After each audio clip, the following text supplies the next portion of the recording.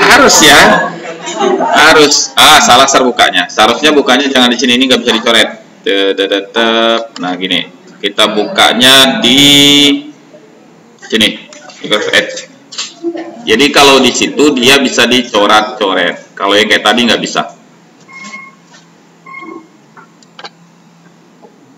Iya sabar, nggak boleh rasis putih-putih. Ya. Oke, kita mulai dari nomor 1. Atom berikut ya yang dapat melepaskan satu elektron untuk mencapai kestabilan. Ingat, satu elektron. Kalau satu elektron ini nggak mungkin. Kenapa? Ini 2, 8, 3. Berarti lepas berapa? 3. Kalau 20, 2, 8, 8, 2. Berarti lepas 2. 17, 2, 8, 7. Berarti lepas 7. Enak aja. Tangkap 1. Baru dibilang lepas semua ilmunya. 2, 8, 6 berarti tangkap 2. Berarti yang sisa cuman ini 2, 8, 8, 1. Artinya satu elektron dilepas, maka jawaban kamu jadi E. Oke. Jadi ingat, kamu harus bisa konfigurasi, minimal konfigurasi bor. Ya, kalau mekanika bisa itu jauh lebih baik. Nomor 2. Suatu unsur punya konfigurasi elektron 2882. Pernyataan tidak. Selalu ingat ketika soal, cari dulu apa yang dia minta, apa yang dia tanya, diagnosis penyakitnya apa. Jadi yang tidak benar tentang unsur tersebut adalah yang pertama dilihat merupakan unsur yang stabil, kata dia. Udah nggak benar ya. Ini aja ada salah karena punya 2 elektron valensi namanya duplet. Nggak bisa. Kenapa? Dia bakal lepas 2 elektron. Oktetnya di mana? Di sini yang di belakangnya. Ini kulit K, kulit L, kulit M. Di M. Maka dia jadinya positif 2. Nggak mungkin dia jadi duplet dan stabil. Salah. Maka langsung di A. Seperti biasa di ujian, kalau kamu sudah yakin di satu jawaban, tinggalkan dulu yang lain. Nggak usah dicoba A, B, C, D, E. Ya. Ngapain, waktunya nggak cukup nanti. Ujian itu soal cepet-cepetan dan tepat gitu loh. Bener. Lanjut, jika soal nomor 3. Jika atom 11 Na berikatan dengan S16. Udah jelas nih ya. Kalau Na 281. Kalau hafal lebih enak. Na itu termasuk kategori apa? Logam kan? Kalau dia sudah jelas sebagai logam, nggak mungkin bukan ion. Nggak mungkin bukan ion, nggak mungkin bukan ion. Berarti kamu sudah dapat pilihan kalau tidak B ya D. Minimal sudah untung. Kalau nggak benar salah. Bukan benar salah kan. Peluangnya makin tinggi. Nah, baru dilihat ini 1. Kalau 1 buang 1. Kalau lepas 1, sebenarnya bukan buang ya, lepaskan 1 untuk ke temennya. Itu jadinya Na+. S286. Berarti butuh 2. Kalau tarik 2 elektron maka jadi apa? S2-. Kalau ada Na+ ditambah dengan S2- gitu kan, maka yang di sini nggak adil, harus dikali 2 siapa? Na. Berarti Na-nya ada 2. Kalau disatuin jadi apa? Na2S. Oh jelas dia ionik karena dia logam dan molekulnya adalah Na2S. Maka jawabannya adalah D. Karena kalau B jawabannya NaS2. Paham? Ya, berarti cuman kuncinya adalah kamu bisa konfigurasi bor. Selesai. Di antara senyawa berikut yang tidak berikatan ionik, tidak ionik, kuncinya cuman itu. Ya mau nggak mau hafal logam non logam kan? Kalau yang kayak misalkan di sini nih, ya kita gantilah warnanya. Biar nggak butek-butek banget warna biru terus. Ini logam kan Kak? Berarti udah salah. Besi logam nggak? Logam, salah. Magnesium logam nggak? Logam. Kalsium logam nggak? Logam. Maka tinggal apa? NO2. Nitrogen bukan logam, oksigen bukan logam. Kamu bisa bayangkan nitrogen paling banyak di udara, oksigen juga paling banyak di udara. Masuk ke hidung dia logam. Kan nggak mungkin, kacau. Di antara sifat berikut ini yang bukan sifat ionik, bukan. Jadi caranya gitu biar sifat bukan ionik. Rapuh, ionik. Kenapa? Kalau di buku paket dibilang apa? Keras tetapi rapuh. Siapa yang rapuh di sini? Biasanya yang baru putus. Oke. Jadi ini ionik ya, keras tetapi rapuh. NaCl keras nak, tapi kalau dia di toko ya, itu dia hancur. Beda sama logam, di toko dia bengkok. Beda ya, hancur dan bengkok itu beda. Titik leleh tinggi, ionik. Kenapa ionik? Karena di dalamnya ada logam. Alasan tinggi kemarin ada dua kan. Satu, ikatan plus minus, ya kan, itu kuat. Yang kedua, salah satunya logam. Nah, yang ketiga, larutannya dapat menghantarkan listrik. Benar nggak? Kalau dia ionik, larutannya bisa nggak? Bisa. Mau dia larutan, mau dia lelehan. Apa beda larutan dan lelehan? Kalau larutan simbolnya aqueous kan? Aqueous. Tapi kalau dia lelehan, itu simbolnya liquid. Artinya masih murni, tidak ada pelarutnya. Ya, tidak ada pelarut, tidak ada terlarut di situ. Nah, berarti di sini masih ionik. Yang D, lelehannya dapat menghantar listrik. Ionik kan? Nah, yang E, padatannya dapat menghantar listrik. Kalau dia NaCl garam, NaCl tahu nggak? Yang di dapur itu yang kita makan setiap hari itu, ya. Jadi kalau kamu pegang di sini, kamu pegang dia, ya, sengaja nggak disentuh-sentuh lah, gitu ya, dipegang. Ini jam tangan misalnya gitu. Nah, kemudian di sini dikasih jepit buaya. Tahu jepit buaya nggak? Nah, jadi penghubung dengan kabel listrik. Biasanya anak fisika tuh tahu banget tuh, ya. Jadi pakai jepit buaya, tinggal dijepit-jepit kayak gitu. Nah, kalau ini dia padat, logam, tidak lembab, berani pegang, kalaupun dialiri dengan arus listrik. Kenapa nggak ngalir dia, nak? Karena dia tidak menjadi plus, tidak menjadi minus. Itu alasannya. Maka yang bukan sifat ionik jatuh di E. Paham? Kalau bingung tanya ya. Jangan nanti nggak ditanya, dibiarin begitu aja. Lanjut. Unsur Y 287, berarti tarik 1. Mana sih penghapusnya? Nggak ada penghapusnya. Sini coba. Nggak ada juga. Coret aja. Oh iya ya. Pakai warna putih bisa coba. Aduh, iya juga. Boleh. Kalau ini 6 ya. Berarti 2 dan 4. Berarti sama-sama butuh elektron kan? 7 butuh elektron, 4 juga butuh elektron. Ini elektron valensinya. Maka otomatis bagaimana bentukannya gini. Anggap aja X itu dia punya 4 elektron valensi kayak gini. Seperti yang ada di situ. Berarti yang 7 itu masuk kayak gini nih. Ini Y, ya, ini Y. Berarti Y1, Y kedua, Y ketiga, Y keempat. Nah, ya, satu aja yang saya sempurnakan. 1, 2, 3, 4, 5, 6. Ini 7-nya. Berarti ini udah 8 oktet. Ini juga sudah 8. Maka yang terbentuk apa? X dan Y sebanyak 4. Maka jawabannya adalah E. Kalau dia sama-sama butuh elektron, bukan salah satu melepas, maka kamu sudah jelas ini ikatannya adalah kovalen. Kalau serah terima, satu beri, satu terima, ion. Kalau pakai bersama, tidak ada yang memberi, tidak ada yang menerima, cuma pakai bersama, bukan jadi plus, bukan jadi minus, itu kovalen. Kovalen dibagi berapa? Bagi 2. Kalau bagi 2 apa aja? Polar, non polar. Oke, berdasarkan sifatnya. Kalau jenis ikatannya ada 4 ya. Tunggal, rangkap 2, rangkap 3 sama koordinasi. Oke. Lanjut. Di antara pasangan rumus berikut yang punya ikatan kovalen saja. Kalau A salahnya di mana? Di K ya. Logam kan? Berarti ion. Kalau B, oh benar. Ya, kovalen ini. Ini kovalen semua. Karbon non logam, hidrogen non logam, hidrogen non logam, oksigen non logam. Nah, lanjut di sini salahnya di mana? K ya. Ini salahnya Ba karena logam. Ini Na. Maka jawabannya adalah B yang hanya kovalen. Oke.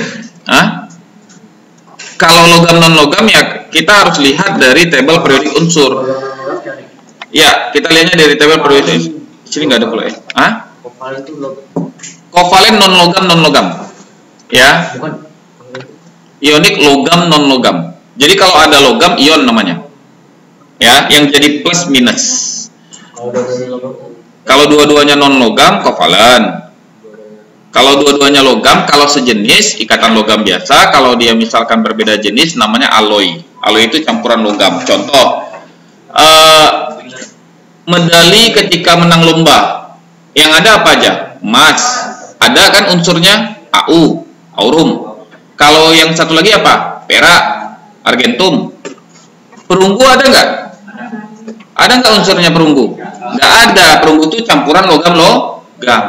Sama kayak ini. Kalau kamu buat colokan itu kan di dalamnya dibilang pakai apa? Kuningan kan? Terminal itu yang ada beberapa isi bisa dicolokkan itu untuk listrik. Itu kan kuningan. Kuningan apa di situ? Ada campuran juga kan? Ada sengnya di situ kan gitu tuh. Ya. Nah, ada tembaganya, ada segala macam itu banyak nih. Ya, pokoknya sudah campuran itu ada beberapa jenis. Contoh baja. Baja itu logam kan? Logam. Tapi baja itu unsurnya apa? Ada nggak di tabel periode kamu baja itu unsurnya? Nggak ada. Adanya apa? Besi. Besi, baja dan besi perbedaannya adalah campuran. Kalau baja itu banyak campurannya. Baja yang simple aja itu besi sama karbon. Besi sama karbon.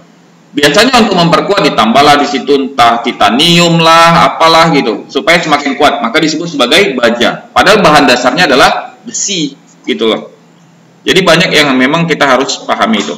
Berdasarkan tabel berikut, yang sifat paling polar yang mana? Nah, di sini kamu tinggal perkirakan berdasarkan nilai elektronegatifan. Ya, contoh, kalau CO2 itu kan bentuknya gini nih. Ada yang menang nggak ketarik-tarikannya? Nggak ada, berarti CO2 tergolong non-polar. CH4 ada kita bahas ini. Ini H, ini H, ini H, ini H. Nggak ada yang menang juga kan? Maka termasuk non-polar. Nah, maka di sini yang selisihnya lumayan besar, ya, ini 2,1 sama 3,0. Berarti siapa di situ? HCl. Kalau Cl sama O selisih 0,5 doang kan? Nah, maka jawabannya jatuhnya di HCl. Jadi lihatnya pertama dari selisih elektronegatifan, kedua adalah dari bentuk molekulnya. Jadi minimal molekul-molekul dasar kamu nggak boleh lagi nggak tahu. Contoh kalau saya bilang NaCl gimana, kalau saya bilang CH4 gimana, kalau saya bilang CO2 gimana, kamu udah harus tahu. CH4 itu klorin maksudnya. CH4 itu karbon gini. Bahasa kita sehari-hari disebut sebagai metan. Tahu metan nggak? Metana. Jadi kalau kamu punya kompor listrik yang portable, kompor gas yang portable, kalau kamu kemah-kemah gitu, itu kamu lihat di tabung gasnya itu tulisannya metan. Isinya tuh gas metana. Paling sederhana gini, kalau misalkan ada sapi, dia buang kotoran, itu kotorannya kan beraroma tuh. Nah, kalau ada beberapa tempat itu diolah menjadi gas untuk ini, pembakaran. Itu dihasilnya gas metan juga. Iya. Jadi dihasilkan oleh makhluk hidup. Nah, lanjut, nomor 4, antara C dan O. Kira-kira membentuk ikatan kovalen gimana? Kita ambil yang paling umum ya. CO paling umum apa? Karbon dioksida. Kan gini nih. Nah, berarti di situ pasangan elektron bersama sebanyak berapa? Sekarang satu garis artinya satu pasang kan? Satu garis itu satu pasang. Sekarang ada berapa garis? Loh kok 2? 1, 2, 3, 4. Oke? Berarti kalau misalkan dia 4 garis berarti 4 pasang. Kenapa dibilang pasang? Pasang artinya 2 elektron kan? Satu garis ini artinya ada 2 elektron. Oke? Maka diambil yang umum aja CO2. Yes. Yang 4 pasang ini. CO2 bentuknya kayak gini nih. Sekarang satu garis mewakili 2 elektron. Berarti satu garis setara dengan satu pasang kan? Pasangan itu kan ada 2 orang. Oke. Ada berapa garis nih? 1, 2, 3, 4 kan? Berarti ada 4 berapa? 4 pasang. Itu atom C dan O. Iya. Ikatan antara CO, dua-duanya dihitung. Kiri kanan. Nah, lanjut di nomor 5. Kelompok senyawa berikut yang semuanya merupakan senyawa ikatan kovalen. Kalau yang A, kovalen semua nggak? Yang A. Iya, kovalen semua, nggak ada logam kan? Maka jawabannya langsung A. Kalau misalkan lagi rajin, yang B salah di mana? Mg, ini logam. K logam nggak? Logam. Yang C salah di mana? Na.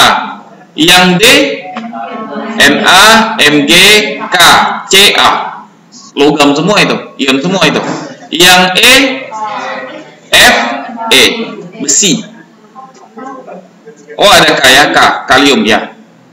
Nah, jadi di situ minimal kamu harus tahu mana logam, mana non logam. Itu mempercepat proses jawabnya. Karena lumayan nih, 90 menit ya, kalau saya nggak salah ya. 35 soal kan? Nah. Berarti kalau nggak cepet-cepetan ada masalah nanti. Cepet-cepetan itu bukan arti harus nyontek ya. Nyontek itu urutannya biasanya beda. Cuman kan ada orang yang sudah terlatih dari SD.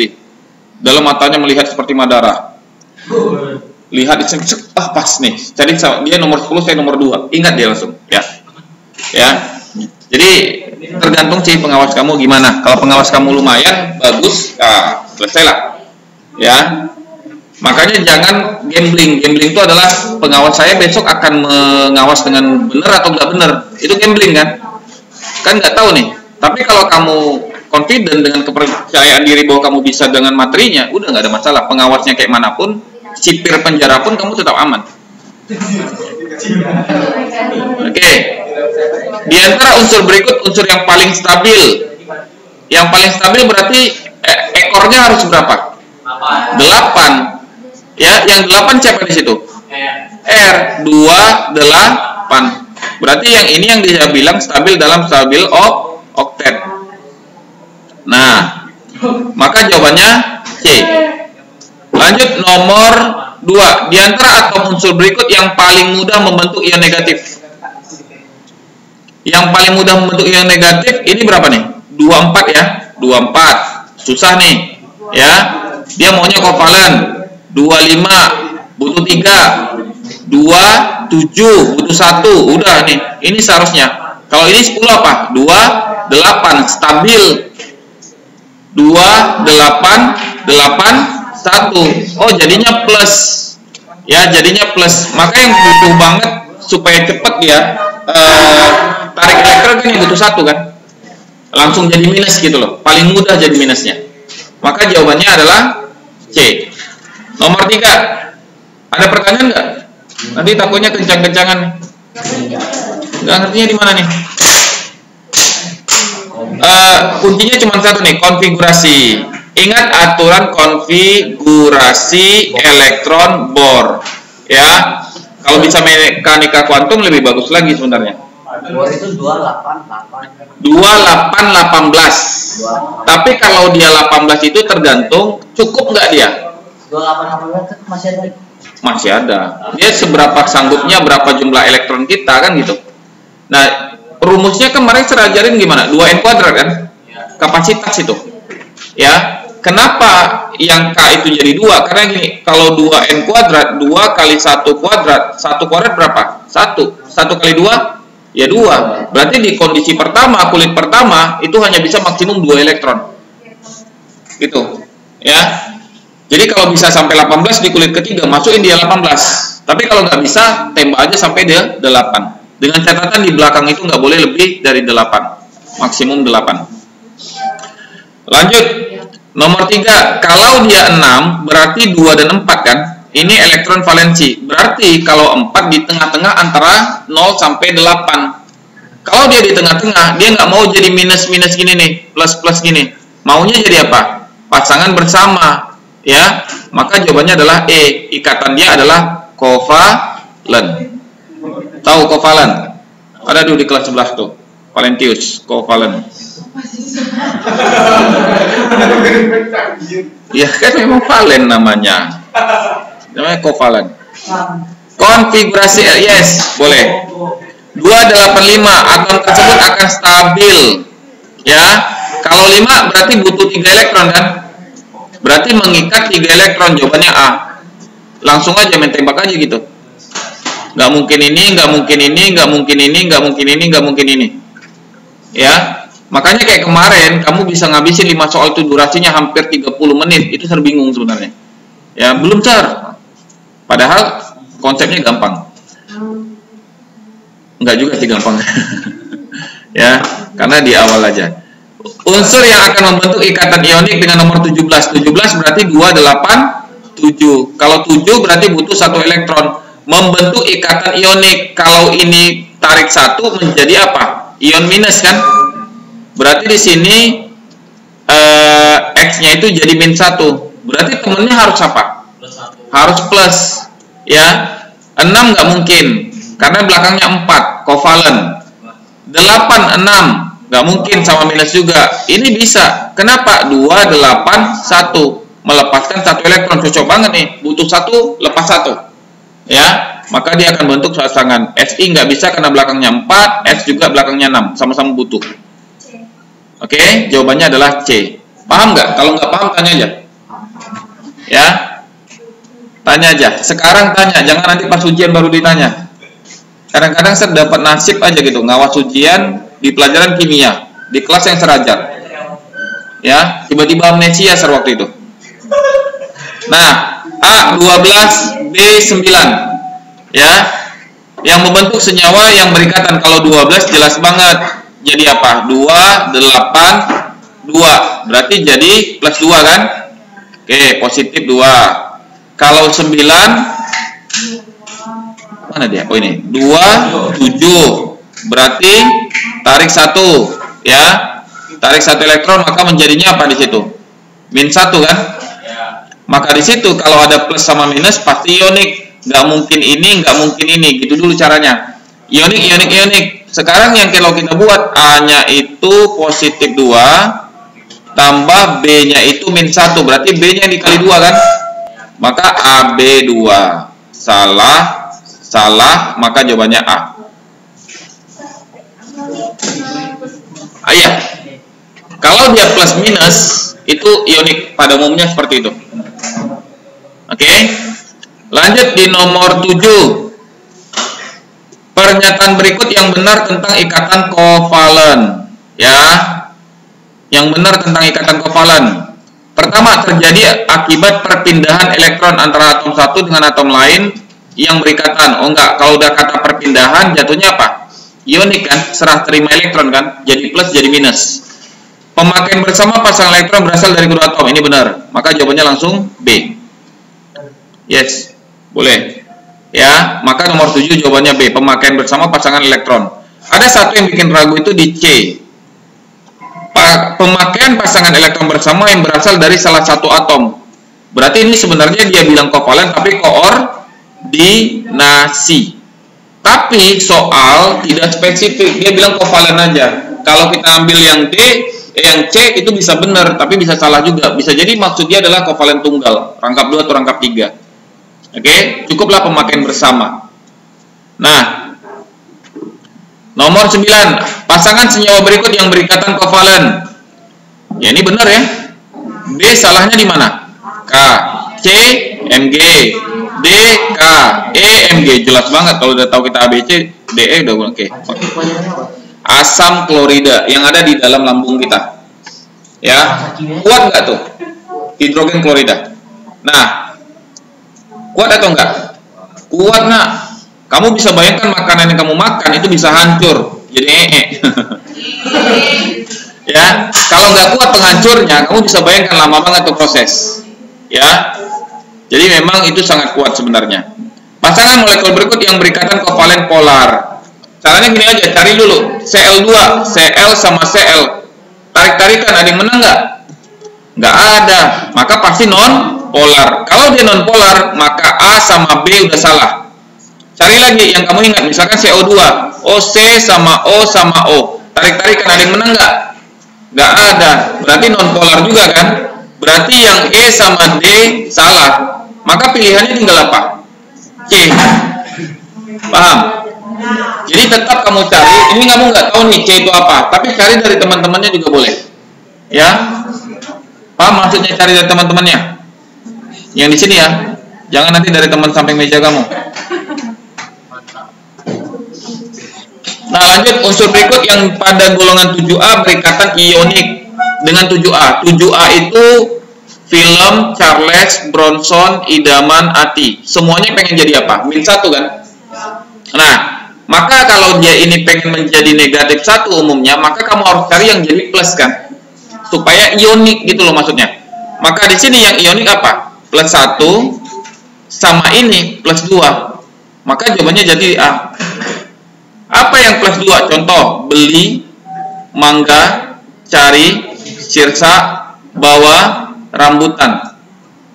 Ya, semuanya jadi positif 2. Ketemu dengan Cl, F atau I, seneng banget. Cocok dia, ionik langsung. Oke? Maka jawabannya adalah A. Lanjut nomor 11.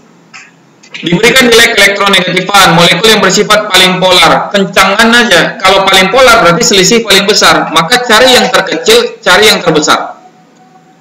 Terkecil siapa di situ? H kan? Terbesar siapa di situ? F kan?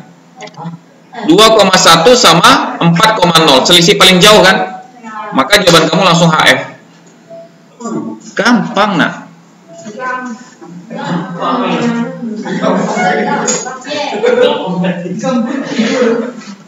Jadi kalau tahun lalu Sir suka bilangnya tuh kalimat ini, susahnya di mana? Akhirnya tahun lalu kelas 12 buatin Sir jaket, tulisannya di situ apa? Susahnya di mana? Asal aja susahnya di mana? Susahnya di mana gitu. Buatin jaketnya, susahnya di mana? Oke. Pada senyawa NH4Cl terdapat ikatan apa? Nah, ini kalau dijelasin panjang sih sebenarnya. Oh, sama kayak prinsip supaya nggak hilang ilmunya, nggak usah belajar gitu ya. Nggak ada ilmunya yang bisa hilang. Nah, NH4Cl itu terionisasi jadi NH4+ sama Cl-. Ini ikatannya apa? Ikatan ion gitu loh. Ya, ikatan ion. Nah, ada yang nanya sama Sir kemarin waktu Sir jelasin ini. Sir, ini tidak ada logam, benar nggak? Nitrogen bukan logam, hidrogen bukan logam, Cl bukan logam, tapi kenapa ikatannya ion? Nah, untuk mengukur sesuatu itu harus ada indikator. Oke, contoh. Sir ambil contoh yang lain. Kenapa ikatan ionik titik lelehnya tinggi? Karena satu ada logam, yang kedua ikatan positif minus kan. Nah, jadi bukan hanya dilihat dari logam, tapi adanya ikatan positif dan negatifnya. Sama kayak gini, NH4Cl itu kalau dia salah satunya ya alasannya ya dipanasin itu airnya nguap. Nah, NH4Cl-nya itu mengkristal. Kalau yang mengkristal ketika dipanasin contohnya apa? NaCl, garam kan, larutan garam. Jadi itu salah satu alasan juga kenapa NH4Cl itu disebut sebagai garam walaupun tidak ada logam. Kita bandingkan dengan HCl. Sir bandingkan dengan HCl. HCl ini ada logam nggak? Tidak. Nggak ada. Kalau ionisasi sama nggak jadinya? Hampir sama ya, H+ Cl-. Tapi HCl termasuk ion atau kovalen polar? Ion. Kovalen polar. Kenapa dia nggak ion seperti di sini? Ini sama-sama plus minus juga kan? Ini plus minus juga, kawannya Cl- juga.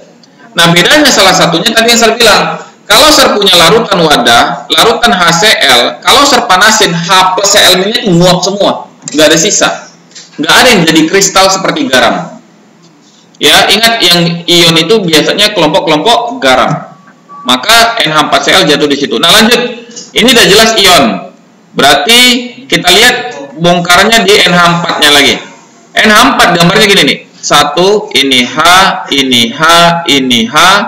Ini dia ikatan koordinasi dengan H, tapi karena dia dibawaannya dari H+, maka muatan totalnya jadi H+. Nah, ikatan apa yang ada di situ? Itu yang mau kita analisis. Ini ikatannya tunggal, tunggal, tunggal. Kovalen kan? Yang satu ini ikatannya apa? Koordinasi. Kalau yang ini tunggal, ikatan kovalen tunggal. Berarti apa aja yang ada? Kovalen tunggal, nggak diberitahu tapi dia kita anggap aja kovalen itu tunggal, koordinasi sama ionik. Maka jawabannya jadi di E. Ya. Oke, paham? Lanjut nomor 13. Ikatan ionik terdapat pada pasangan senyawa yang mana? Ini salahnya di mana? Ini ya. Ini salahnya Cl sama NH3. Ini salahnya dua-duanya juga. Karena kovalen semua. Ini salahnya SO3. Kalau di bawah benar semua ya. Karena ionik semua. Ada K sebagai logam, ada Na sebagai logam. Pasti ikatannya ionik. Oke. Jadi harus mulai dari sekarang. Lanjut nomor 14. Senyawa klorida dari unsur 20X mempunyai rumus kimia apa? Oh, gini maksudnya. Senyawa klorida dari unsur harusnya dengan unsur 20X. Klorida itu Cl nomornya 17, berarti 287, berarti elektron valensinya 7 butuh 1. Oke. 20 anggap aja kita bilang X, berarti di situ 2882, berarti melepaskan 2 elektron. Berarti kalau di situ X-nya jadi apa? 2 plus kan? Cl-nya jadi apa? -1 kan? Maka di sini Cl-nya yang harus dikali 2. Oke? Maka di sini jadinya XCl2. Maka jawabannya adalah D. Hah?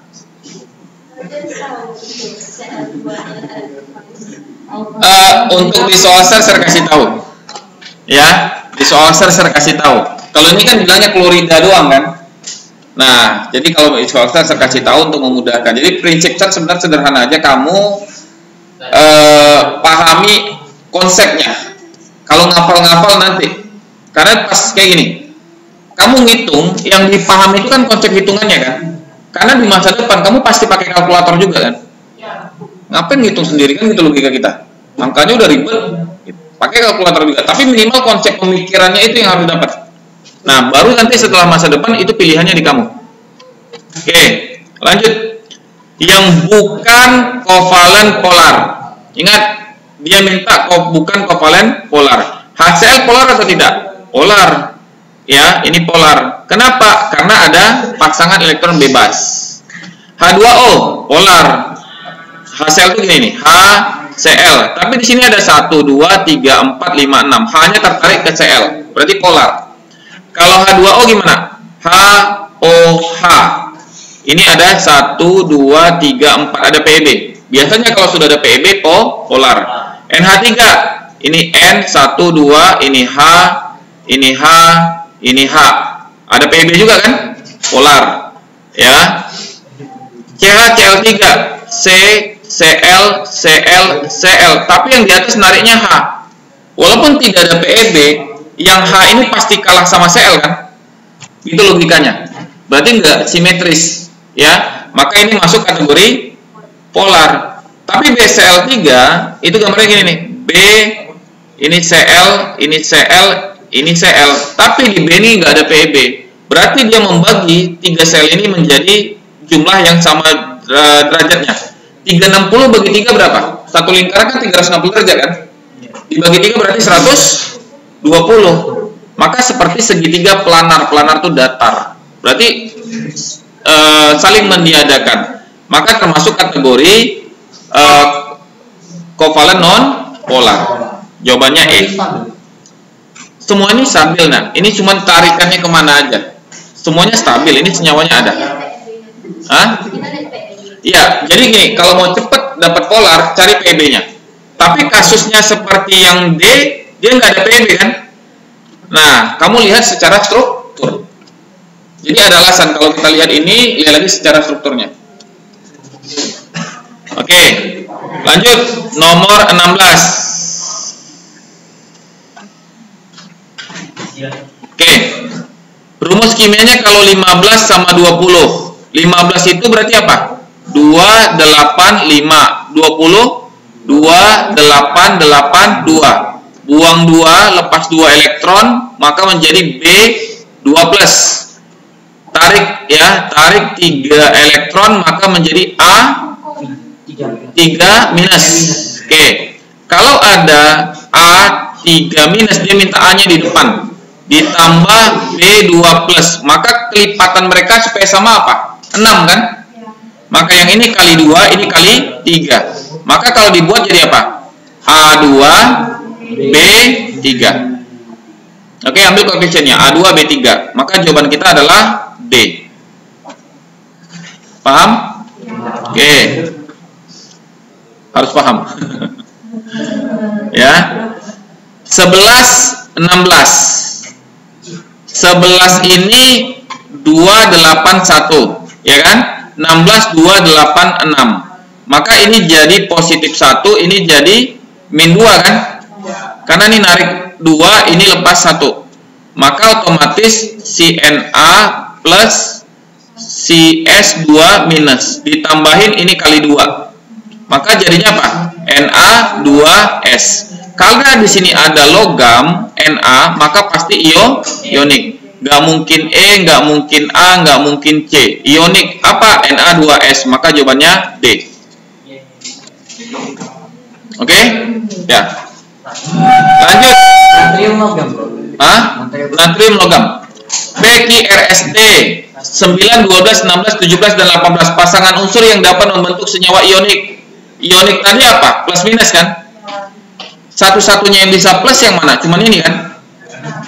Ya, kenapa? Karena 282 lepas 2 elektron, maka menjadi positif 2. Nah, berarti harus ada Q. Karena 12 itu si Q. Maka di sini jawabannya yang benar apa? D. Lihat gitu aja peluangnya. Oke? Nah, lanjut nomor 19, dikit lagi nih. Habis kan? Nah, ini nanti kita bahas bareng. Ya, ini dulu. Minimal pilihannya terselamatkan dulu lah. Berikut yang merupakan sifat dari senyawa yang berikatan kovalen adalah kovalen. Kalau kovalen mudah larut dalam air. Yang bisa larut dalam air kalau dia tidak ion itu kovalen tapi polar. Berarti masuk kategori ion kan? Titik didih tinggi ion kan? Ke dalam keadaan cair dapat menghantarkan listrik. Ya, itu bisa ion, bisa kovalen polar, tapi dengan catatan kovalen polar ini hanya dalam bentuk larutan. Membentuk kristal yang rapuh, ion. Titik leburnya rendah, oh jelas, berarti inilah yang ikatannya adalah kovalentius. Oke. Lanjut. Nomor 20, ikatan kovalen koordinasi terdapat pada ikatan nomor. Koordinasi ini berarti kalau bahasa kita ngafalnya apa? Yang paling dermawan. Mereka berikatan tapi sumbernya dari satu sisi. Yang ini kan sumbernya dari S kan? Nah, nomor berapa? 1 dan 3. Maka nomornya jawabannya adalah 1 dan 3. Sampai di sini. Paham? Ada pertanyaan nggak untuk keitannya? Nggak ada ya? Beres ya? Nah, itulah untuk yang semua soal pilihan ganda. Oke, thank you.